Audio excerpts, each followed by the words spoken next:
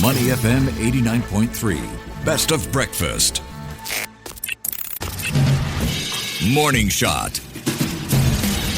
Welcome to Morning Shot. Singapore will be injecting an extra $60 million to boost its space tech industry and research ecosystem as part of the Space Technology Development Program, which was first launched back in 2022.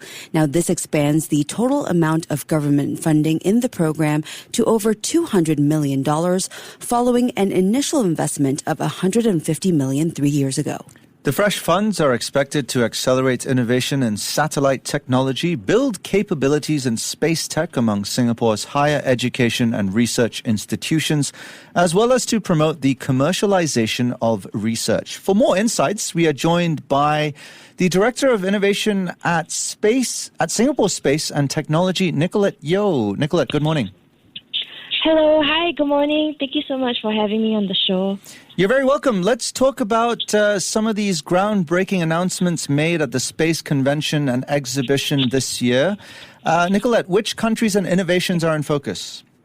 Yeah, so thank you very much. We are actually dialing in live from the Global Space Technology Convention and Exhibition. This is the 17th edition of our conference, the annual space conference that we hold in Singapore every year. And what is so exciting is that in the last 12 months alone, we've actually doubled the size of the show. We have, 1,600 delegates coming from all around the world, from 45 different countries. We have, 60 exhibitors from 15 different countries, all showcasing their different innovations and technologies. And this is all a testament of how quickly the space industry is growing, and also the increased spotlight on, what Southeast Asia and Asia Pacific is doing. We have a very big Singapore pavilion. We have 16 space tech companies that are exhibiting at this year's conference. And we have, 19 space agencies, speakers from, NASA, from the European Space Agency, from Japan Space Agency, representing all of the major space regions, coming here to the conference to talk about innovation, to talk about collaboration and how we can work together to advance the space industry. Well, this sounds fantastic, Nicolette. And there's been a lot of buzz as well about the economic potential of satellite technology. Estimates are saying that it could contribute to $135 billion to Southeast Asia's GDP by 2030. How realistic is this target, and what will it take to get there? Yes, so this number was actually something that we found when Singapore Space Technology Limited and Deloitte co-authored a report on the Southeast Asia space ecosystem. This was launched just at GSTCE in time for us to be able to capture a global audience and shine a spotlight on what's happening in Southeast Asia. So the $135 billion number is really about how we are going to have increased Earth observation data adopted in Southeast Asia, the potential of the value add that this increased Earth observation data will contribute to the Southeast Asia GDP from 2023 to 2030. So what does this actually mean? So Earth observation data is talking about how satellites, the data that we're getting from space, can actually help to support a whole variety of industry verticals. So we see space as a very powerful source of data. When we combine it with artificial intelligence, we're able to process large amounts of data from space that's telling us what's happening here on Earth. And we are able to generate more actionable insights, more usable data to support the business community across a whole variety of industry sectors to improve productivity, to improve operational efficiency and reduce costs. And so at SSTL, we see space as a horizontal technology. We no longer see it as, the final frontier, or, we're talking about, going to the moon or to Mars. It's very much driven by practical considerations. How are we using space data to empower the business community with more actionable insights that we can use to support our businesses? Okay, let's get a bit more specific in relation to the sectors that stand to benefit as well as the industry verticals. Which ones will benefit most. Can you share some examples of industries that are already trying to adopt some of the satellite tech and Earth observation capabilities? Yes, so one example would be maritime. So Singapore is a maritime hub, and satellites are able to track and monitor what is happening at sea and be able to track shipping vessels in real time. And this allows us to avoid collisions at sea, be able to reduce congestions at ports by optimizing maritime traffic. The same thing for aviation. Singapore is also an aviation hub, and satellites are able to help us to optimize air traffic management. In the area of financial services and climate technologies, this is something that you guys brought up earlier on. Singapore is a financial services hub, and being able, in the area of sustainable finance, satellites are able to monitor and track the impact of environmental sustainability initiatives that can allow us to have more transparent trading of carbon credits as well.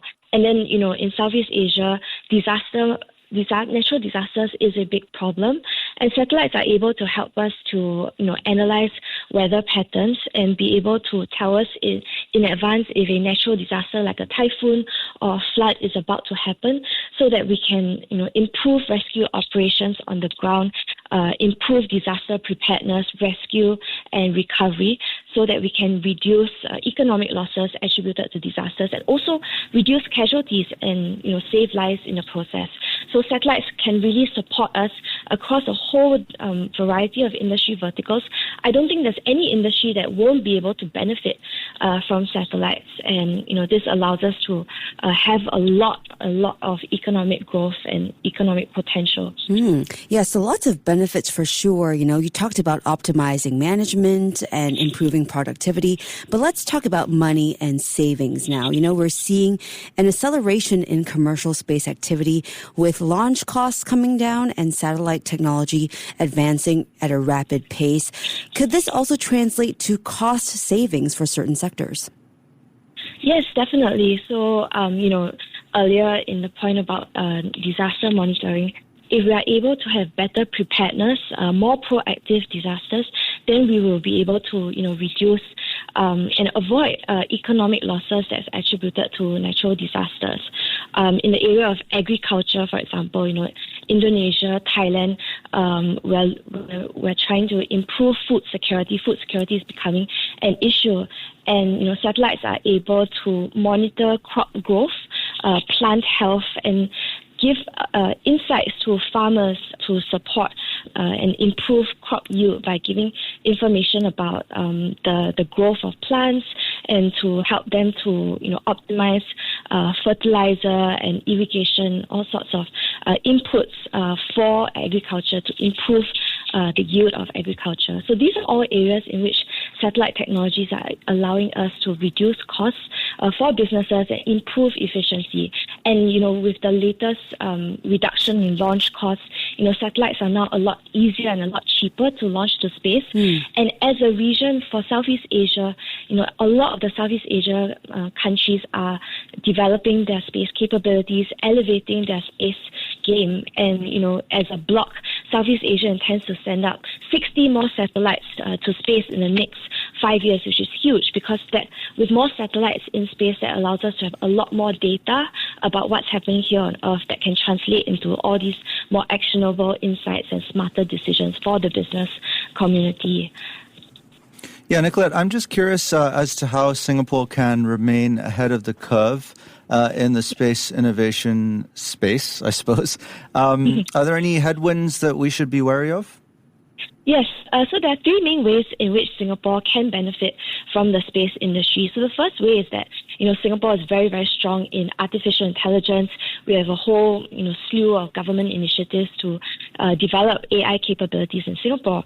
And this allows us to develop AI services to make satellite data a lot more usable for the business community. That's the first thing. The second is that Singapore is very strong in advanced manufacturing and 3D printing and material sciences.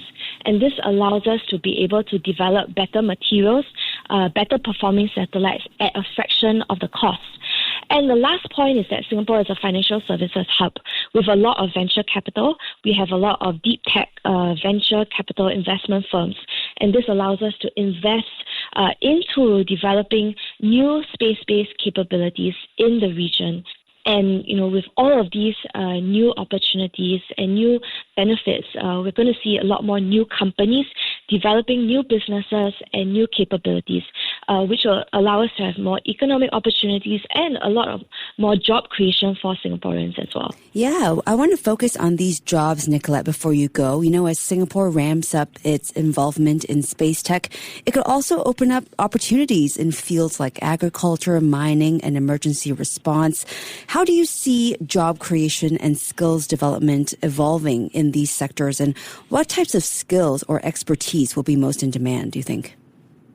Yeah, so as the space industry evolves and grows, we are seeing a lot more adjacent spaces, for example, artificial intelligence, robotics, coming into the space scene as well, because we're able to, apply our capabilities in artificial intelligence to the space industry by applying it to satellite technologies. So with all of these adjacent spaces, we're also seeing electronics companies coming into the space game, expanding into the space business by applying their capabilities to space. So there are a lot more, technology fields that are also starting to expand into the space business and maximize and capitalize on the space opportunity. And so with that, we're seeing a lot more technology companies also having more opportunities in the space industry.